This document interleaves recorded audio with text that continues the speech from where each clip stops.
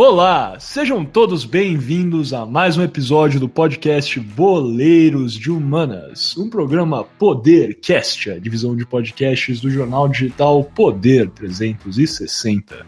Como sempre, eu sou um de seus co-apresentadores, Miguel Galute Rodrigues, e estou aqui hoje com Gabriel Franco, diretamente de São Paulo, e Guilherme Ribeiro Paturi, como sempre, diretamente de Toronto, no Canadá. Gui, como é que você está hoje nesse nosso 24º episódio do podcast Boleiros de Humanas? Boa noite, Miguel. Boa noite, Franco. Alô, alô, cara ouvinte, seja lá de onde você nos estiver escutando nesse mundo mundial. Um prazer enorme estar aqui como sempre. E vamos para mais essa. Perfeito, Gui. Sempre muito bom ouvir você, Gui, que agora já virou adepto ao cuquismo nesse 6 de julho, o cara que antes reclamava do técnico Cuca, um dos maiores técnicos do futebol brasileiro, diga-se de passagem. Algum comentário, Gui? Eu respeitosamente discordo dessa calúnia. Ah, tá, beleza. Depois você vai conversar com os meus advogados, é isso, né? Como sempre. Beleza, apresentando aqui então o nosso outro co-apresentador publicitário, Gabriel Franco, de São Paulo. Franco, como é que você está hoje nesse nosso 24º episódio? Muito boa noite a todos, boa noite ao Gui, boa noite ao Miguel, boa noite ao nosso caro ouvinte. Estou muito bem e gostaria de fazer uma indagação sobre essa afirmação que o Mix falou, que eu acredito muito no que ele diz. Para bom entendedor, meia palavra basta, não é mesmo, Gui? Exatamente, eu concordo 100%. Os que perceberam, ó como a voz do Franco ficou mais cristalina, agora o cara está estreando o microfone aqui, realmente a gente conseguiu aquela verba da firma, compramos um microfone pro Gabriel Franco. Não e vai eu entrei num curso de voz também. É isso, tá na fonoaudiólogo, Franco. Exato. É isso. Mas é isso, estamos aqui nesse nosso 24º episódio. Mais um episódio da série em preparação aos Jogos Olímpicos de Tóquio 2020.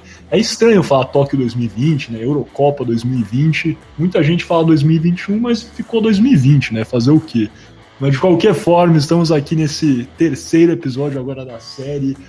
Vamos terminar, né, daqui 15 dias, bem na data da abertura, né, dos Jogos de Tóquio. E esse 24º episódio é muito especial. Vamos falar talvez de uma das Olimpíadas mais caóticas, emblemáticas da história. Muita coisa de Guerra Fria, um atentado a uma delegação, e aos que estão pensando nos Jogos de 1972 em Munique, parabéns, você acertou. Este é o nosso tema de hoje, sem dar mais spoilers, mas já dando aquele gostinho. Então vamos passar para esse nosso primeiro bloco de sempre, o Kickoff.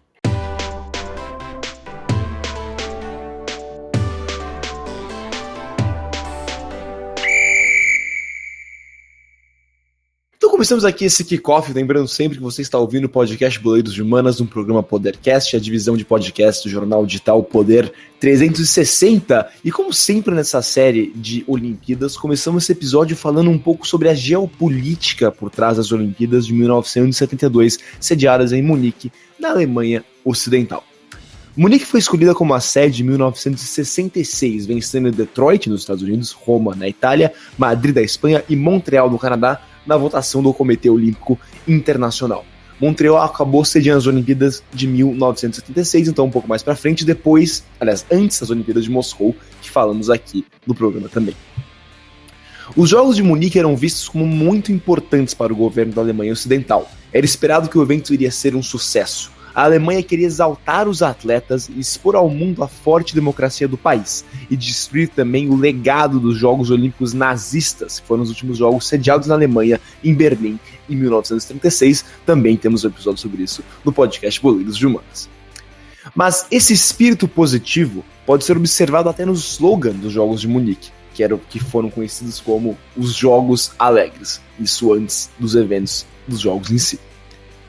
Porém, apesar das grandes esperanças dos alemães em conduzir Jogos Olímpicos alegres, os jogos em si foram ofuscados pelo massacre de Munique. Na madrugada de 5 de setembro de 1972, alguns dias depois da abertura dos Jogos, 8 membros da organização Setembro Negro, uma facção da Organização para a Libertação da Palestina, invadiram a Vila Olímpica de Munique.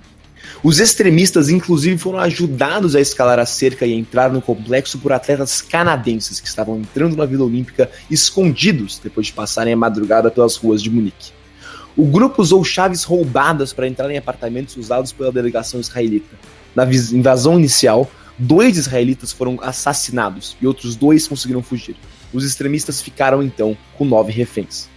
Também haviam atletas do Uruguai e de Hong Kong no edifício sitiado, porém, esses foram liberados pelos extremistas. Quando autoridades alemãs chegaram por fim à Vila Olímpica, os palestinos exigiram que 234 palestinos presos em Israel fossem imediatamente libertados. Os israelitas se recusaram a negociar, porque a política do país era contra negociar com extremistas em qualquer situação, para evitar incentivar mais ataques no futuro. Os alemães, por sua vez, tentaram negociar. Autoridades da Baviera, que é a província onde fica Munique, ofereceram uma quantidade de dinheiro ilimitada para os extremistas, que negaram a oferta, dizendo que, e abro aspas, dinheiro não significa nada para nós e nossas vidas não significam nada para nós.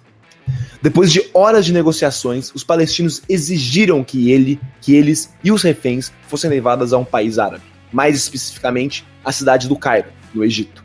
Os alemães concordavam e levaram os palestinos e os israelitas de helicóptero a uma base aérea perto de Munique, mesmo com o governo do Egito protestando, dizendo que não queria se envolver na crise. 16 policiais alemães vestidos de comissários de bordo se prepararam dentro do avião que supostamente levaria o grupo para o Cairo. O plano era surpreender os palestinos, abrindo uma oportunidade para snipers no aeroporto assassinarem os extremistas. Porém, a polícia alemã acreditava que havia apenas 5 extremistas. Quando os pilotos alemães dos helicópteros confirmaram que eram de fato 8 extremistas, a polícia alemã abandonou o avião sem consultar seus superiores. Assim, somente 5 snipers estavam posicionados para lutar com um grupo extremista maior e mais bem armado que eles. Quando os palestinos chegaram à base aérea, eles imediatamente quebraram sua promessa de não fazer alemães de reféns e sequestraram os 4 pilotos dos 2 helicópteros. Ao subir o avião e encontrar ele vazio, os extremistas descobriram que estavam entrando em uma armadilha. Logo em seguida, os snipers alemães abriram fogo. 2 dos extremistas que estavam no helicóptero com os pilotos alemães foram mortos. Os outros extremistas, embora machucados, retornaram o fogo à polícia. Um policial alemão na torre de controle no aeroporto foi morto. Porém, infelizmente, os pilotos alemães fugiram do caos, mas infelizmente os israelitas amarrados não conseguiram fugir também. Com os palestinos agora fora de alcance dos snipers, as balas pararam e o impasse seguiu. A polícia alemã então enviou carros blindados e mais policiais à base aérea. O comboio, porém, ficou preso no trânsito de Munique porque as ruas não foram fechadas pela polícia. Então, os carros demoraram muito para chegar. Quando os carros blindados finalmente chegaram à base aérea, os extremistas perderam a calma. Talvez sentindo que a situação estava mudando rapidamente, eles abriram fogo contra os reféns e abriram uma granada no helicóptero, saindo e deixando os israelitas amarrados para trás. A explosão destruiu o helicóptero e matou os israelitas que haviam sobrevivido aos disparos iniciais dos extremistas. 5 desses extremistas foram mortos pela polícia no caos que seguiu. 3 foram capturados com vida e, infelizmente, todos os 9 reféns foram mortos nos disparos e subsequente explosão. E absurdamente, enquanto o atentado aconteceu, a Vila Olímpica não foi evacuada e os jogos seguiram normalmente. Só depois de uma enorme pressão internacional, o Comitê Olímpico Internacional paralisou os jogos por pouco mais de 30 horas. Apesar de 3 dos extremistas serem presos pela polícia alemã, eles foram liberados cerca de um mês depois.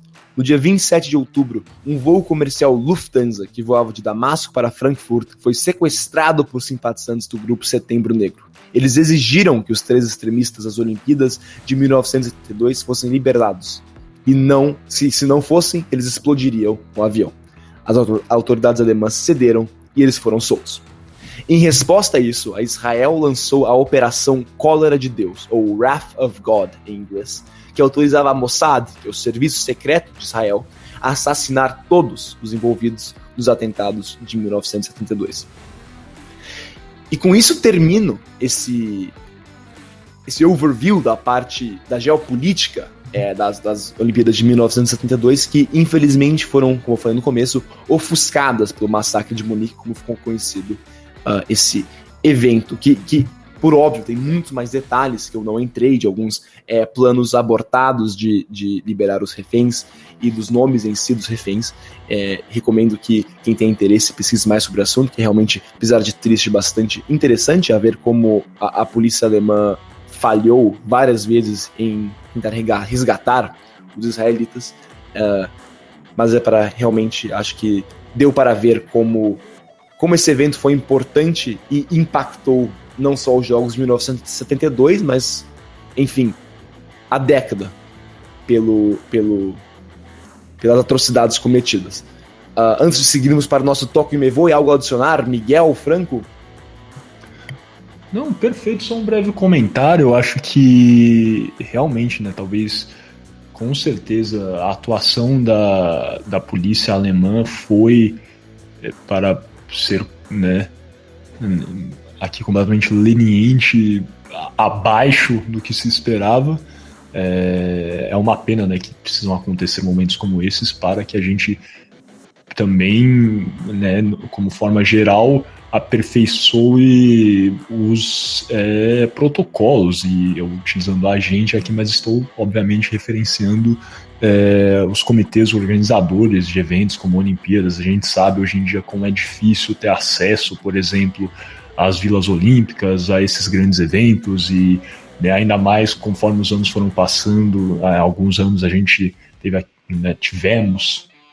observamos os eventos em partidas de futebol na França, com novos ataques subsequentes. Então acho que cada vez mais é triste, porém, quando ocorrem esses eventos marcantes, é aí que, como humanidade, como organizadores, realmente apertam essas restrições. Mas eu acho que depois, se eu não me engano, né, que teve esse evento marcante em Munique, as restrições em termos de segurança assim mudaram completamente de 1972 à frente. É impossível, né, hoje em dia, aliás, nunca é possível, mas muito difícil infiltrar uma vila olímpica pulando cerca hoje em dia. É um ambiente muito mais seguro nesse aspecto do que obviamente era nos anos 70. Acompanha o relator Miguel Galute Rodrigues. Falarei inclusive sobre esses pontos. Bem pontuados. Sim, exatamente. E acabou que a Alemanha, Miguel, como você entrou um pouco, que tentando passar uma imagem de um país democrático e aberto, deixou de lado a segurança, porque ter uma Olimpíada militarizada lembraria muito aos Jogos de 36. Talvez por isso também tivemos uma segurança absurdamente inadequada para o evento, que culminou com a morte de 11 israelitas e policiais alemães. Mas com isso, passamos então para o nosso segundo bloco, o nosso Toque e Me Voe.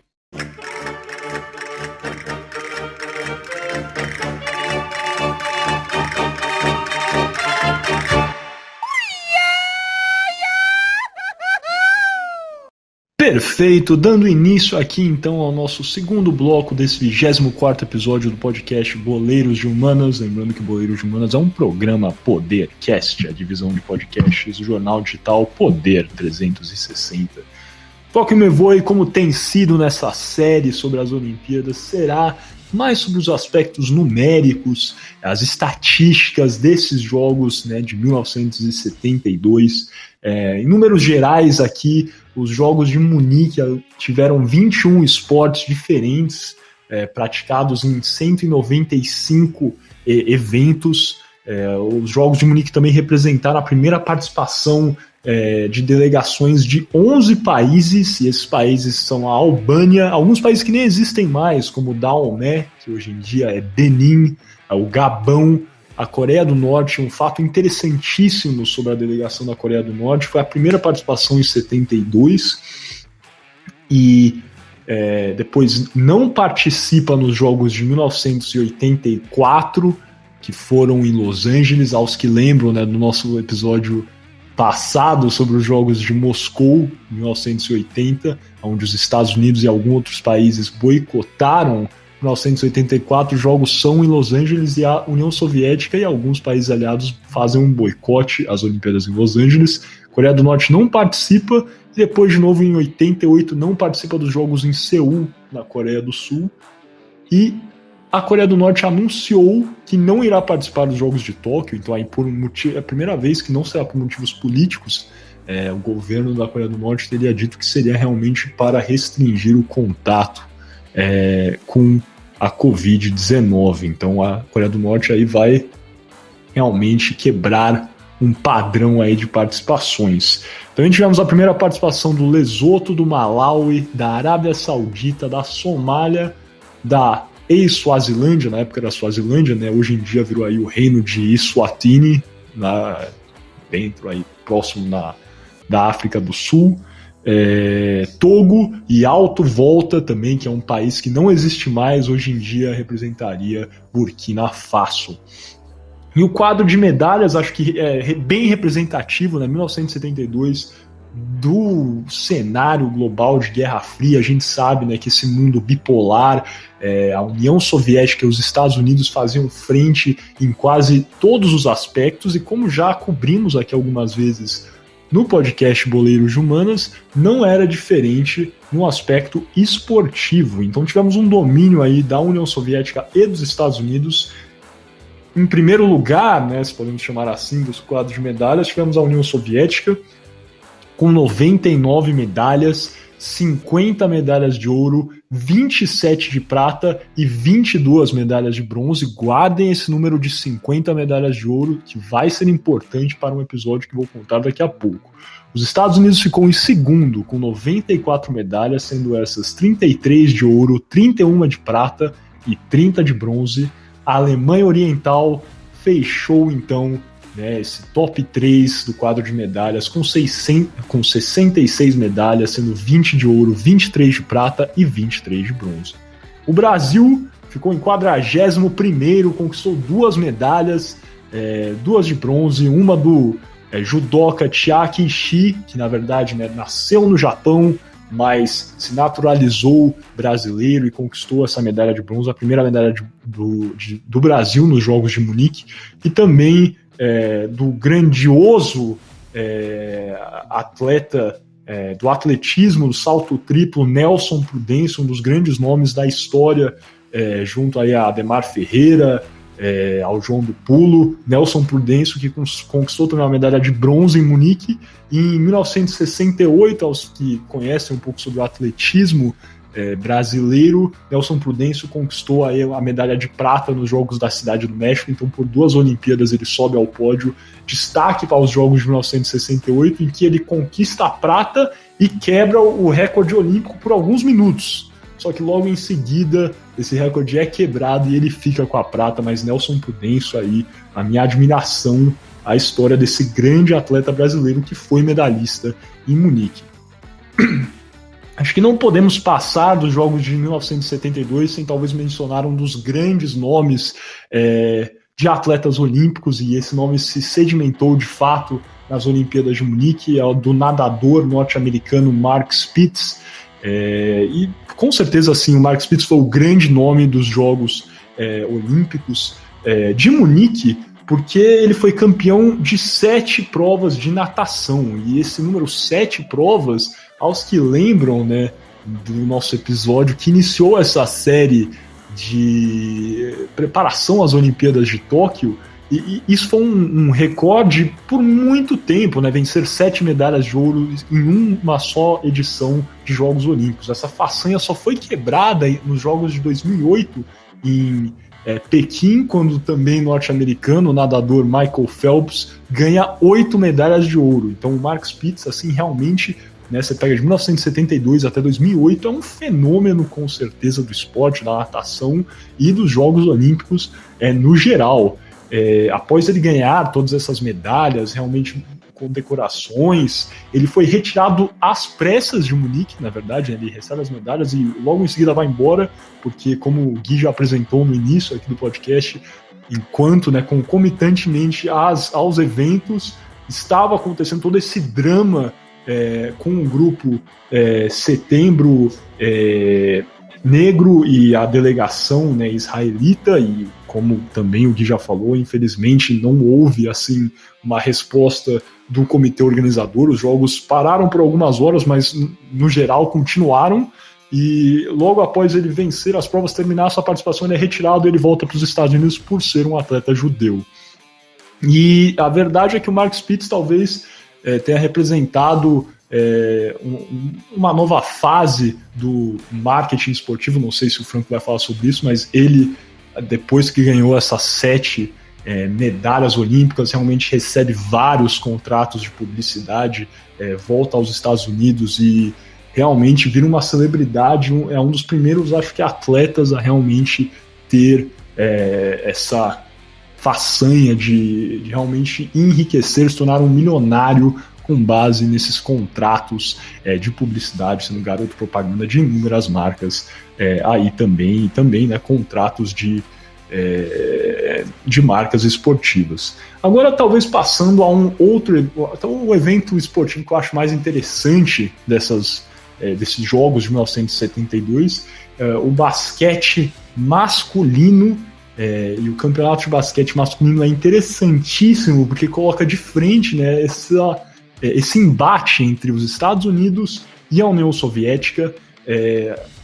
Em 1972, a medalha de ouro fica pela primeira vez com a União Soviética, e os Estados Unidos perde o primeiro jogo da história do basquete masculino nas Olimpíadas, na final, justamente contra a União Soviética. Os Estados Unidos jamais tinha perdido uma partida de basquetebol nas Olimpíadas desde que o esporte, né, a modalidade, começou a ser praticada em 1936 em Berlim, ou seja, desde o primeiro dos Jogos de Berlim, emblemáticos, até 72, os Estados Unidos tinham vencido todos os jogos. Era aí, né, um recorde de 63 vitórias seguidas, 0 derrotas, os Estados Unidos sempre vencendo, e isso é quebrado justamente na final contra a União Soviética.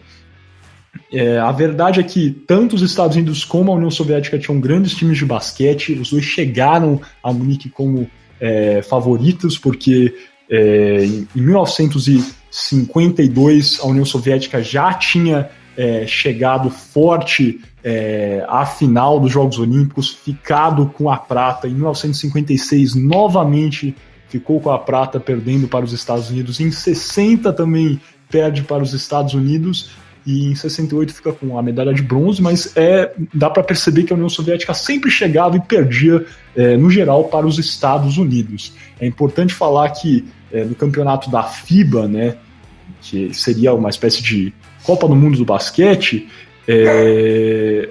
a União Soviética tinha vencido os Estados Unidos em 59, em 53, mas os Estados Unidos tinham uma tendência a não mandar um time completo para esses campeonatos da FIBA, preferindo, né, na verdade, as Olimpíadas, para enviar realmente o plantel, né, completo para jogar esses jogos.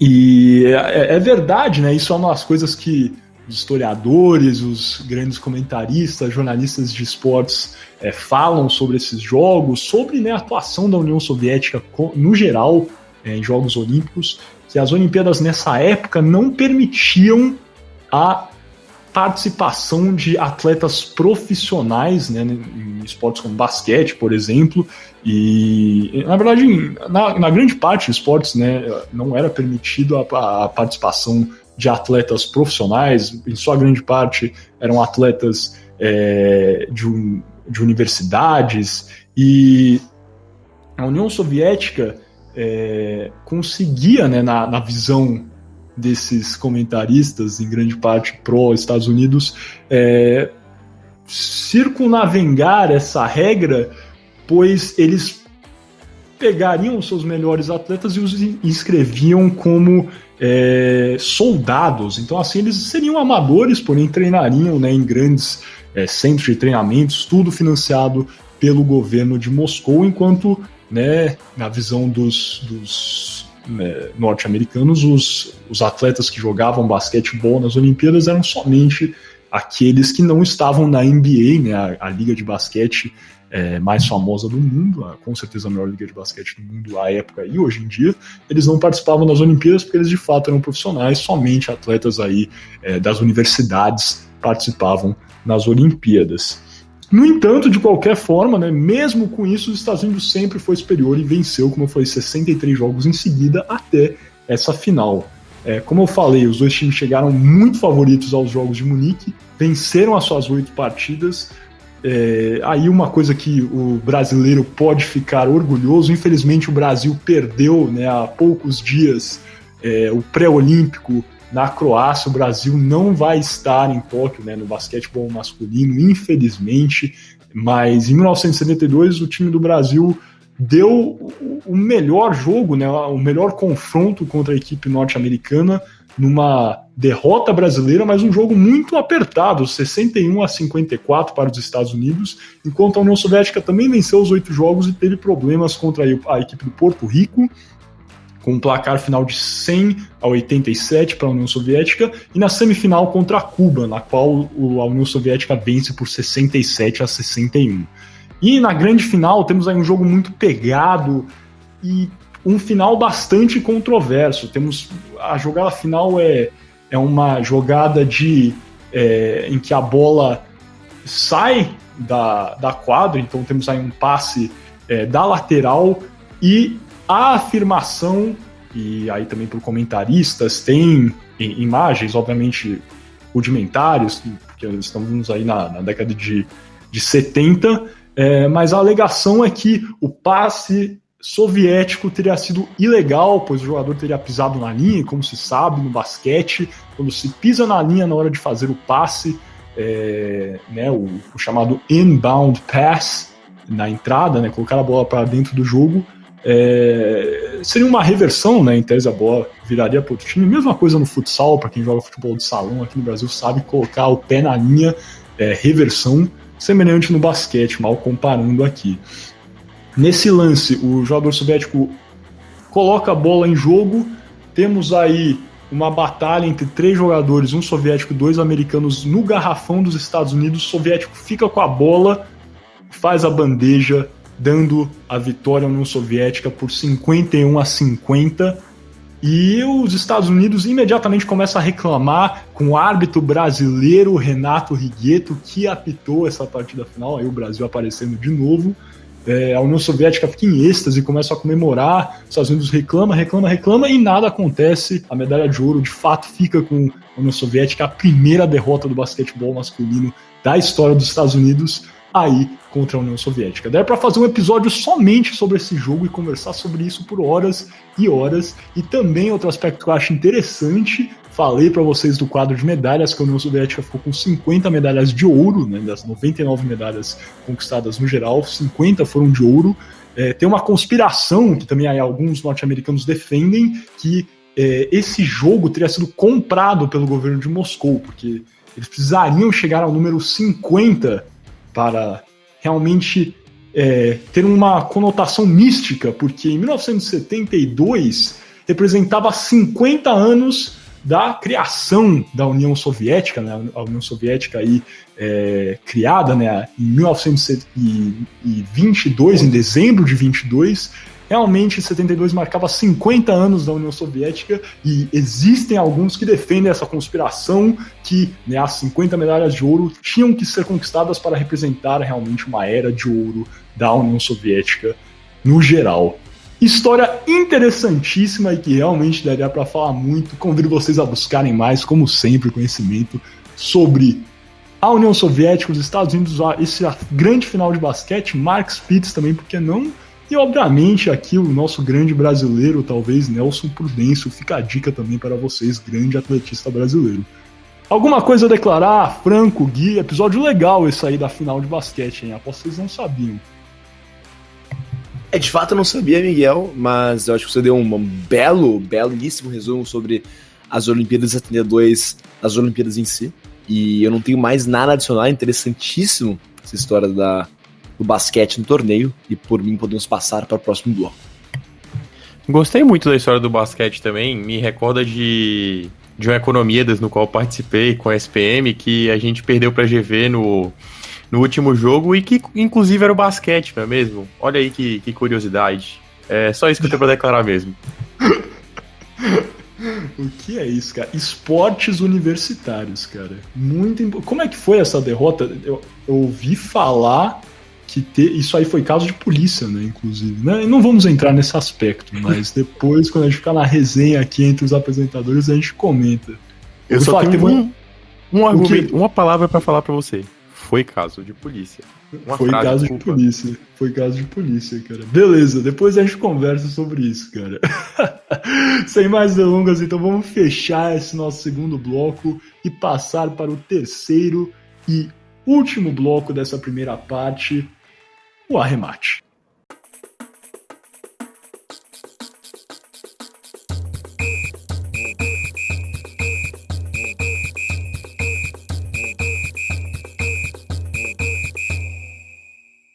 Muito bem, começamos agora nosso terceiro e último bloco dessa primeira parte do podcast Boleiros de Humanas. E lembrando, obviamente, você está ouvindo o podcast Boleiros de Humanas, um programa Podercast, a divisão de podcast do jornal digital Poder 360. E também, como está sendo de praxe nossa série sobre as Olimpíadas, esse terceiro bloco é mais relacionado a finanças das Olimpíadas. Nesse caso, são as Olimpíadas, obviamente, de 1972. de Munique. Então passo a bola para o Franco para contar mais pra gente sobre as finanças dos Jogos Olímpicos. Muito obrigado, Gui. Hoje eu vou falar um pouquinho sobre a questão da imagem de marca, como que essa imagem foi deteriorada em relação aos jogos, como já foi comentado. Poderia falar sobre finanças, mas eu acho que elas vão estar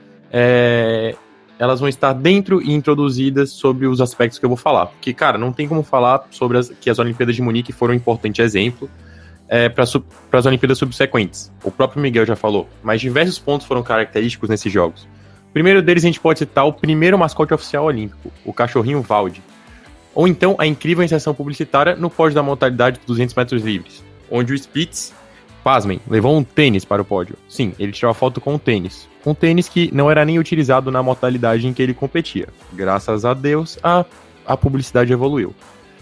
Mas assim, infelizmente, o exemplo a ser seguido é o de como você não deve organizar uma Olimpíada. Se você volta à época em que os jogos foram realizados, a Alemanha estava literalmente em pé de guerra, no meio de uma encruzilhada, em um período de Guerra Fria e de subdivisão no país. Esse período não foi o suficiente para afastar a Alemanha do palanque de cidade-sede dos jogos e muito menos de afastar a União Soviética, que era responsável pelo lado de lá da Alemanha, se vocês conseguem me entender em relação ao que eu falo. Caso não, recomendo escutarem, inclusive, o último podcast que fizemos sobre os jogos de Moscou.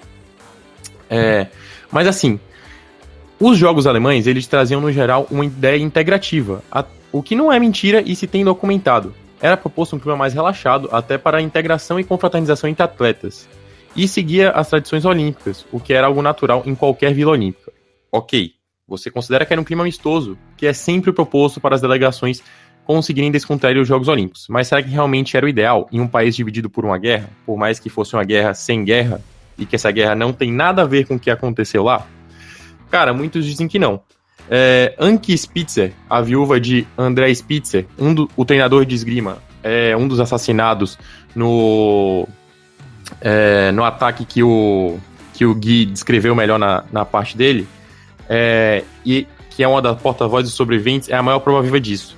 Ela criticou arduamente durante a cerimônia que havia um desejo de um memorial digno, e que isso foi ignorado por décadas pelo governo alemão. Spitzer lembrou as falhas das forças de segurança alemã, que já foram comentadas, e também das autoridades após o ataque, que ela classificou de arrogantes e incompetentes. Eles tentaram encobrir seus incríveis erros. Outro exemplo é Ilana Romano, a viúva do levantador de peso assassinado Josef Romano, que contou durante a cerimônia, da qual participou também o atual presidente do COI, Thomas Bach, da época no caso, que a equipe israelense foi à Alemanha feliz e cheia de orgulho de representar Israel nos Jogos de Munique e retornou para casa em caixões. Uma frase muito marcante e muito forte. Romano também afirmou que uma campanha por um memorial em Munique, organizada por parentes das vítimas, enfrentou por muito tempo antissemitismo e falta de compaixão. A verdade é que a Vila Olímpica era de extremo fácil acesso, como já foi comentado. Mas essa era a ideia proposta pelos alemães, como já foi dito, afinal, quando se trata do país em que o que mais pode esperar era para a organização, você tem duas palavras que realmente eram lema do governo alemão no preparo dos jogos.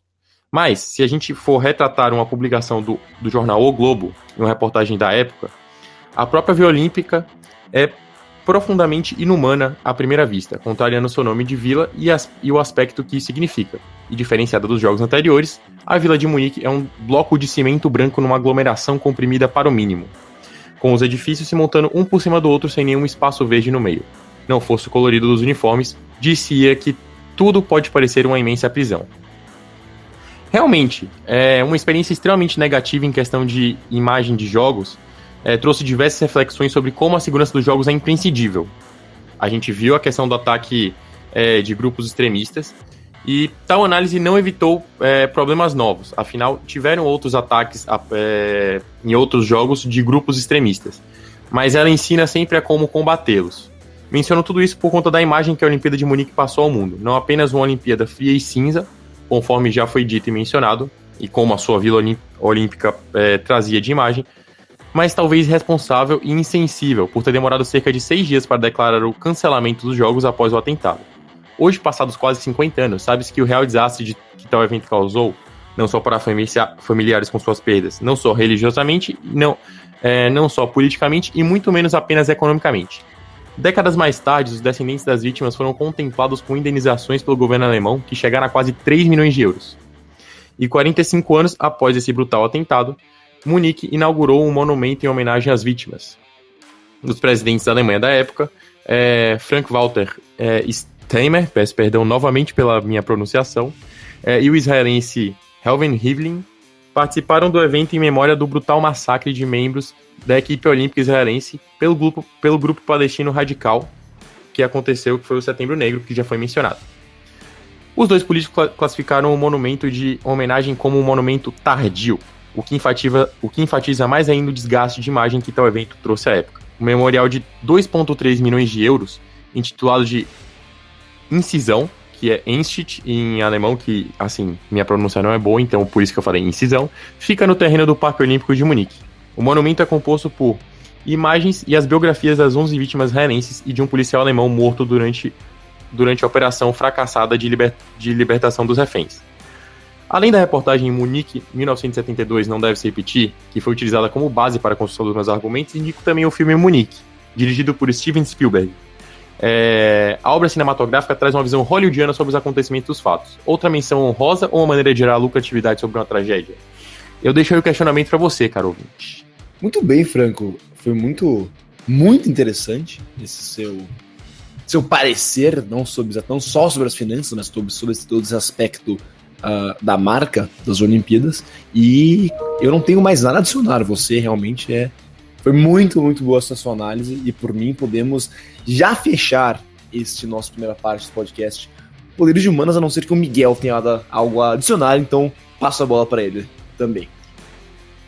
Não, na verdade, nada a adicionar, acho que o Franco foi muito bem, né? Eu sabia que ele ia falar sobre o Spitz, falei ali no início.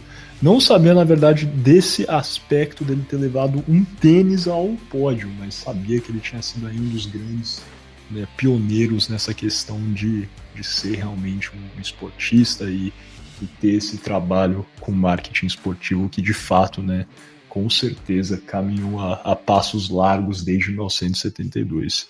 Mas perfeito, então, acho que a gente conseguiu dar aí um bom sobrevoo sobre os principais aspectos dos jogos de 1972. Vai ser impossível, aí o Franco aí recomendou alguns filmes, algumas outras obras super importantes também, dão outras visões, algumas hollywoodianas, mas também é bom a gente ter, como sempre, um leque muito grande de visões, como eu falei também, de conspirações que alguns defendem, né, sobre as 50 medalhas de ouro da União Soviética. Sempre é bom ter, né, essa grande gama de opções para vocês formarem as suas opiniões, caro ouvinte.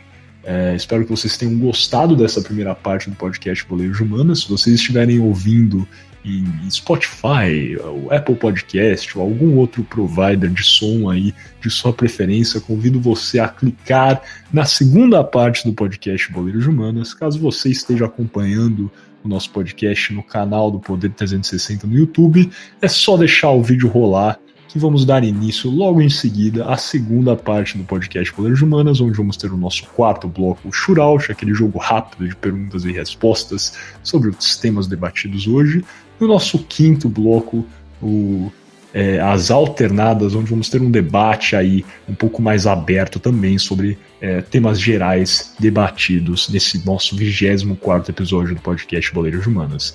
Agradeço pela sua audiência na primeira parte, e fiquem conosco para a segunda parte. Até logo.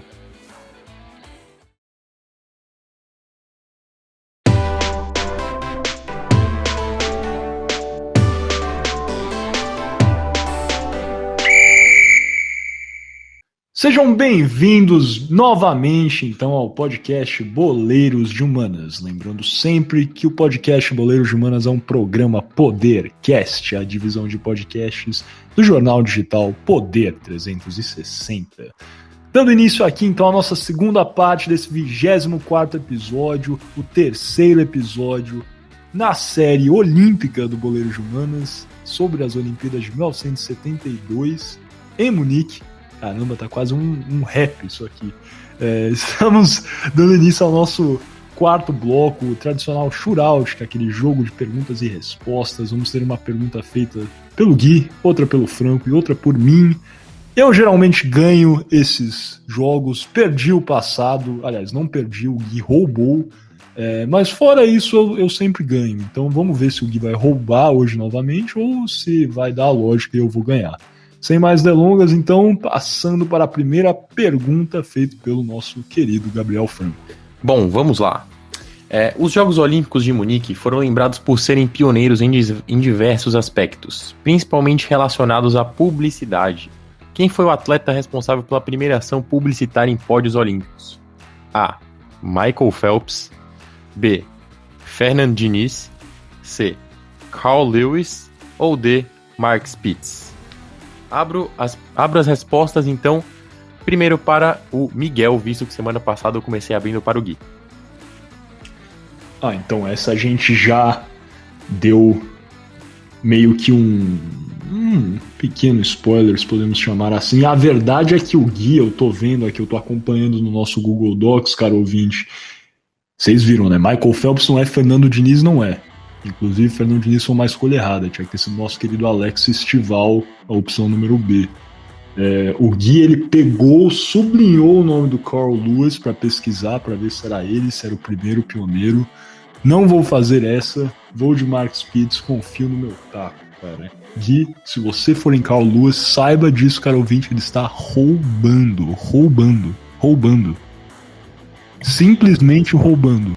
Primeiramente, eu quero dizer o seguinte, antes de responder, que pro Miguel é assim, né? Parece São Paulo. Ou perde, ou empata, ou ganha, ou empata, ou é roubado. Primeira coisa. Então, isso isso? Quando foi a última vez que o São Paulo novamente ganha, cara? Tá falando o quê? É que o São Paulo não ganha, cara? O que esse cara tá falando, Franco? Novamente. Tá falando ele se perdeu na roubalheira, cara. Essa é os meus advogados entraram em contato por mais uma calúnia, segunda no programa. Incrível. Não param de dizer falsidades sobre a minha pessoa. Mas bem, eu vou na opção A, Michael Phelps. Boa, cara, você é um cara íntegro. O que está acontecendo aqui, cara? Essa balbúrdia está me lembrando tantas tretas que me lembram, inclusive o Unitalk, um programa que eu recomendo muito, que também é da divisão do Poder 360. Escutem, por sinal, o Unitalk, muito bom esse programa. Mas assim, obviamente Michael Phelps não é, Gui. Eu gostaria que fosse Fernando Diniz, mas também não é. Gosto muito desse cara, inclusive. Se ele estiver escutando a gente, abraço, Diniz, gosto muito de você. Mas o Miguel acertou. Mark Spitz é a opção certa. Falamos mais acima e gostei da integridade do Gui, de Michael Phelps. Faria a mesma coisa que você. Muito bem, agora passamos para a segunda pergunta, que é a minha, que é bem difícil, diga-se de passagem. Quem era o chanceler alemão nos Jogos de 1972, esse chanceler da Alemanha Ocidental, no caso? Opção A, Willy Brandt. Opção B, Helmut Kohl. Opção C, Ludwig Erhard. Opção D, Kurt Georg Kissinger. Passo essa bola primeiro para o Franco, visto que o Miguel começou a última pergunta. Caraca, Gui. Tá parecendo que eu tô respondendo questão do Enem, assim. Eu não faço ideia do que tá acontecendo com a minha vida aqui. Olha, eu vou ter que chutar alguma opção, né? Por visto que eu não sei, cara. Então eu vou chutar o Ludwig Erhard. Detalhe para minha pronunciação. Meu accent está perfeito. Coisa boa. Olha, eu não tenho muito conhecimento da história política da Alemanha Ocidental. Eu sei que o Willy Brandt, eu conheço esse nome. Se eu não me engano, este foi o chanceler que fez uma visita à Alemanha Oriental? É isso? Não, o Brandt é meia do Borussia. Ah, é verdade. Mas eu acho que é isso, né? A gente tá passando aqui uma época também, aos que lembram do podcast Boleiros de Humanas, quando a gente iniciou aí nos anos 1970, década de 60, 70, temos a visita do Nixon à China. Eu acho que foi o Brandt que visitou a Alemanha Oriental. Se eu não me engano, ele também saiu no início da década de 70, não sei se foi 70, 71, 72, aí é difícil realmente, cara. Eu não vou saber, mas eu vou de Brandt, porque é o único que eu reconheço aqui nessa lista. Brandt. O Miguel é uma máquina, hein? Parece até a Dinamáquina na Europa. Caramba, cara, obrigado por me reconhecer, cara, porque você... Tá difícil, hein, cara? É isso. Simplesmente o Google pesquisa do... Resposta correta é, de fato, chanceler Willy Brandt, que era o chanceler alemão durante os Jogos Olímpicos de 1972. Nossa, tava chamando o cara de Willy, né? É Willy. Coisa boa, essa pronúncia. Free Willy, cara, é isso. Mas perfeito. Willy Brandt. Eu não sei, era isso mesmo? Foi ele que fez a visita à Alemanha Oriental? Ou eu tava falando... Isso aí eu não sei, mas eu sei que ele era o chanceler na época. Espero que seja, né? Depois a gente pesquisa e caso esteja errado, peço desculpas, mas eu tenho quase certeza que foi. Mas beleza, passando então aqui a nossa terceira e última pergunta do Shootout. Novamente, cara ouvinte, a minha pergunta vai ser focada no mascote das Olimpíadas, dessa vez de 1972, Jogos de Munique. As Olimpíadas de 72, na verdade, representaram a primeira vez que um mascote olímpico foi batizado. Gostaria que agora Franco e Gui respondessem qual era o nome desse mascote. Seria A. Hendrik, B. Emil, C. Gustav ou D. Waldi. Franco, você tem a palavra.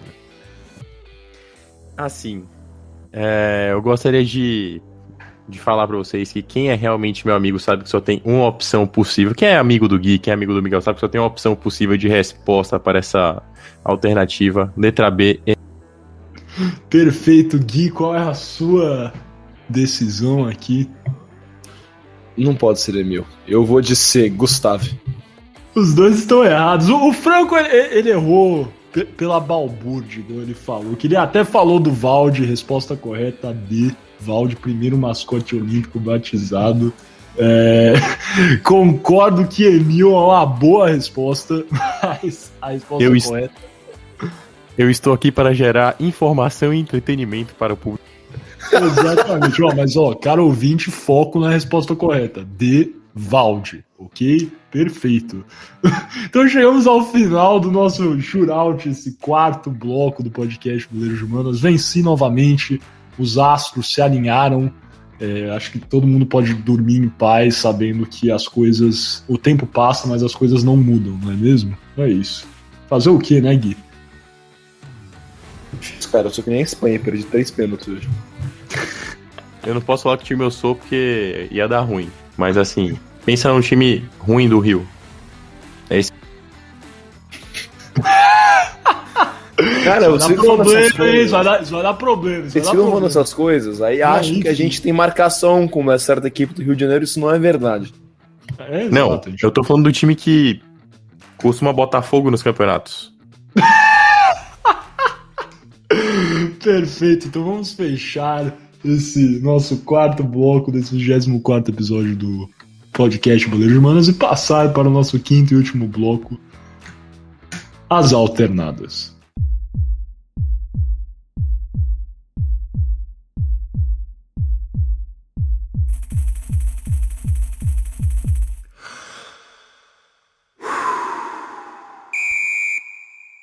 Bem-vindos então aqui ao nosso quinto e último bloco desse 24º episódio do podcast Boleiros de Humanas. Lembrando que Boleiros de Humanas é um programa Podercast, a divisão de podcasts do jornal digital Poder 360. Viram que eu tô falando rápido, eu tô treinando pra cantar Rap Lord aqui, né, Franco? É isso, cara. Algum dia a gente chega lá, cara. Mas, dando início aqui a esse nosso quinto e último bloco, as alternadas, como a gente sabe, aquele debate sobre os temas do podcast de hoje e, obviamente, nos Jogos de 1972, em Munique, não poderia ser diferente. Acho que, né, por mais que foram jogos emblemáticos para o marketing esportivo, tivemos questões da Guerra Fria com a final do basquete, o que acaba chamando realmente a atenção é a questão do massacre de Munique, né, a atuação do grupo extremista Setembro Negro, né, enfim, não tem outro jeito de escrever, um ataque, uma chacina contra, né, a delegação israelita que estava presente em Munique. E como o Gui bem apresentou no nosso primeiro bloco, os eventos, depois que alguns membros dessa organização, desse grupo extremista, foram soltos em uma espécie de negociação para a liberação do voo da Lufthansa, e logo em seguida tivemos, né, a atuação do Mossad, Serviço Secreto de Israel, instaurando a Operação Cólera de Deus, Wrath of God, para de fato assassinar os participantes desse ataque em Munique. E a pergunta é simples, né, fazendo um juízo de valor, obviamente, imagino que todos condenem aqui a atuação do grupo Setembro Negro, né, esse ataque aos israelitas. Mas a pergunta é mais na questão da resposta do Mossad. Se vocês acham que esse tipo de atuação é válida, que eles têm o direito de, né, realmente irem atrás desses extremistas que fizeram esse ataque em Munique. Gui, pode começar respondendo. Se eu não me engano, o Franco começou respondendo da última vez. Certíssimo, o Franco começou da última, eu começo aqui. Pra começar, vamos lá. A Mossad é um serviço de inteligência israelita. Significa Mossad, para quem não sabe, significa o Instituto, em português, porque o nome inteiro em português seria Instituto para Inteligência e Operações Especiais. De fato o equivalente da CIA, ou do MI6, ou da ABIN, por que não, do Estado de Israel. E a Mossad tem uma história muito intervencionista e que viola a soberania de vários países. E a operação Cólera de Deus, Wrath of God, é um exemplo perfeito disso, porque apesar disso, concordamos evidentemente que os ataques nas Olimpíadas de Munique foram uma chacina, foram um absurdo completo. Eu acho um absurdo qualquer agência de inteligência violar direito internacional assassinando pessoas, criminosos, extremistas, mas ainda são pessoas. Eu acho um absurdo elas serem assassinadas sem terem um julgamento. Eu acho isso inteiramente absurdo. Se fossem julgadas em cortes israelitas, talvez fossem condenadas à morte, certamente seriam. E isso, apesar de eu também ser contra a pena de morte, seria justo, porque teriam tido um julgamento. Mas assassiná-las, eu não posso concordar, e eu discordo inteiramente, não importa o que a pessoa fez, eu não acho que é justo que uma agência de inteligência assassine alguém dessa maneira. Mas essa não foi a única vez que a Mossad violou a soberania internacional. Também creio que chamava Operação Garibaldi, a Mossad identificou e sequestrou um fugitivo nazista que chamava Adolf Eichmann e o levou para Israel para ser julgado. Nesse caso, eu não acho tão absurdo, inclusive eu acho até, de certa maneira, válido, mas errado ao mesmo tempo, porque violou a soberania argentina, porque sequestraram esse nazista em Buenos Aires, em vez de pedir para a Argentina simplesmente liberar o Adolf Eichmann, extraditá-lo para Israel, ou seguir talvez pedir para a ajuda dos Estados Unidos para que a Argentina extraditasse esse criminoso que foi o Adolf Eichmann. Mas pelo menos ele enfrentou o julgamento, apesar de ter sido sequestrado e levado para Israel sem que ele quisesse, ele enfrentou o julgamento e foi aí condenado à pena de morte. Isso é para mim, mais válido do que simplesmente assassinar os membros palestinos da Organização Setembro Negro. Então essa é a minha resposta final para resumir. Eu sei que eu entrei em algumas tangentes aqui. Eu acho que agências de inteligência, seja a Mossad, seja a CIA, seja a MI6, seja a BIM, não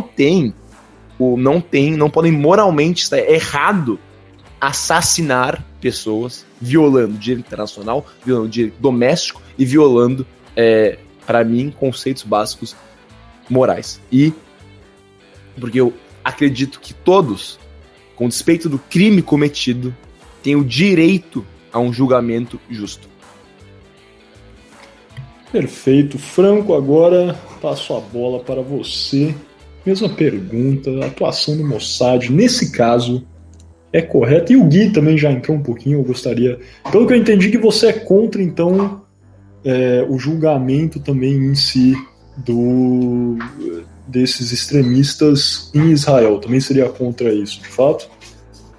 Não, eu não teria problema com julgamentos de extremistas em Israel, ainda mais se eles fossem levados para lá de maneira legal. Entendido. Mas desde que... eu acho totalmente válido que eles sejam julgados em Israel ou em qualquer lugar, desde que esteja em julgamento. Perfeito. Então, Franco, mais na questão do Mossad, de fato, você acha que eles teriam esse direito, né, de ir atrás desses extremistas que, obviamente, cometeram crimes atrozes contra nacionais do Estado de Israel? Bom, obrigado, Miguel. Assim, antes de dar a minha opinião, gostaria de reiterar que ela é minha opinião, é uma opinião própria minha. Eu acho que ataques retaliativos, eles são negativos em todos os sentidos. Então, nesse sentido, hoje eu vou ficar do lado do Gui, no que eu falo que eu acho extremamente incorreta essa ação de retaliação, na qual qualquer tipo de agência, que nem o Gui falou, da CIA, se a gente for pegar, tipo, até casos no nosso próprio país, onde vou citar um caso, inclusive, recente, o caso do Lázaro, onde as pessoas, onde ele foi morto, no caso, enquanto ele não teve direito a próprio julgamento. Eu, como Gabriel Franco pessoa, eu acho errado, porque eu acho que toda pessoa ela tem que ter direito a um julgamento, mas é um juízo de valor meu que cabe à minha ideologia. E é isso, eu acho que é extremamente errado qualquer tipo de ataque retaliativo, independente da ação que a pessoa tenha tomado posteriormente à sua morte, à sua execução. E também gostaria até de entrar no ponto que o Gui falou sobre o julgamento desses grupos extremistas em Israel, por exemplo. Aí acho que até o Miguel pode falar melhor do que eu, né? Mas eu acho que aí tem um problema de jurisprudência. Aí eu vou soltar essa no ar, não sei se você concorda comigo ou se você vai discordar comigo, Mix. Mas essa é a minha opinião. Eu acho que nenhum dos dois casos é válido, no caso. Eu acho que as pessoas merecem sim um julgamento mais justo que seja, apesar das atrocidades que elas às vezes cometem. Vamos por partes então, né? Assim, você trouxe o caso do Lázaro, que obviamente é muito recente e, assim, em primeira mão eu concordo com vocês. Acho que, independente, assim, eu tenho, além de um conhecimento de esportes, história, um conhecimento por direito penal, que não é completamente assim extenso, mas gostaria de pensar que eu tenho algum conhecimento, um pouco, por uma atuação na área. Então eu sou forte defensor que, independentemente do crime cometido, as pessoas teriam realmente direito a um julgamento justo, ao respeito dos preceitos básicos dos direitos humanos, direito penal, independentemente de quem seja, porque isso aí acaba fomentando um sistema criminal melhor para todos. As pessoas, né, que às vezes clamam que bandido bom é bandido morto, não percebem que algum dia podem ser elas, né, naquela cadeira, sendo julgadas com base em decisões antigas, esses pretéritos formados que acabam deturpando o nosso arcabouço jurídico como um todo. Outra coisa que eu tenho que falar e que eu compreendo também, no caso do Lázaro, como, por exemplo, como também acho que, né, na perseguição desses extremistas aí do Setembro Negro. Claro, são indivíduos perigosos no geral, né, assim, várias coisas aparecendo no caso do Lázaro, eu realmente, né, a gente... É difícil saber o que aconteceu de fato, né, no caso do Mossad. De fato, é de se afirmar que os indivíduos foram pegos pelo Mossad, assassinados pelo Mossad, e, né, como sabemos, a operação da polícia foi bem sucedida em capturar o Lázaro. E, né, são indivíduos perigosos. Eu entendo também que o bem-estar dos agentes é importante, então, claro, é importante que o máximo de cuidado seja tomado para preservar a vida desses policiais também, com certeza, agentes, enfim. Agora, eu concordo também que em algumas situações essas agências de inteligência realmente ultrapassam um pouco de suas competências indo atrás desses criminosos onde quer que eles estejam. Acho que uma coisa, se há uma cooperação, uma permissibilidade entre governos, governamental, permitir que esses agentes entrem em seu território e realmente busquem essas pessoas, mas a gente sabe que às vezes não é assim a atuação de algumas agências de inteligência. Então isso é uma crítica que há de se fazer.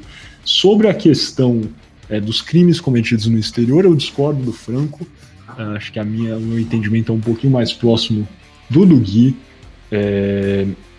Assim, com certeza existem questões onde indivíduos não vão receber um julgamento um julgamento justo, para ter aqui um pleonasmo. Mas daí nessas questões eu concordo que, de fato, faz sentido o julgamento em outro território. Mas em condições normais, em regimes democráticos que respeitam os preceitos, né, dos direitos humanos, do direito penal internacional, isso aí não é necessariamente entrar no debate da pena de morte, se é a favor ou contra. Eu, pessoalmente, sou contra em todas as situações. Mas realmente ter um julgamento justo, que é o mínimo, né, independentemente da pena que seja aplicada naquele país. É a questão do direito brasileiro. O crime cometido contra brasileiro no estrangeiro, né, ou seja, no exterior, é de competência da justiça brasileira. Está lá no artigo 109 da Constituição Federal. E a gente viu, tem inúmeros casos, né, de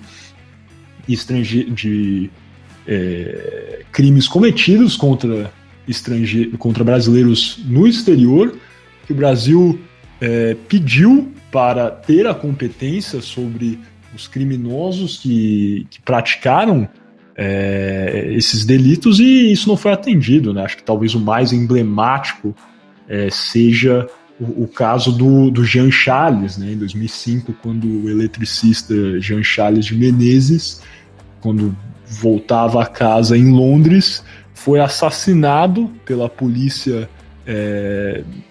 do Reino Unido por confundirem ele com um extremista, quando na verdade ele era um eletricista, um cidadão comum, estava realmente só voltando à casa e foi confundido com um indivíduo perigoso e assim foi assassinado pela polícia de Londres, e esses policiais não foram julgados no Brasil. Então, assim, é complexo essa questão, e eu acho que ainda mais essa discussão de competência tem que ser feita com base, né, em caso. É caso a caso, não uma decisão genérica, e é realmente bem controvertida essa questão, assim, ainda mais olhando num panorama jurídico geral.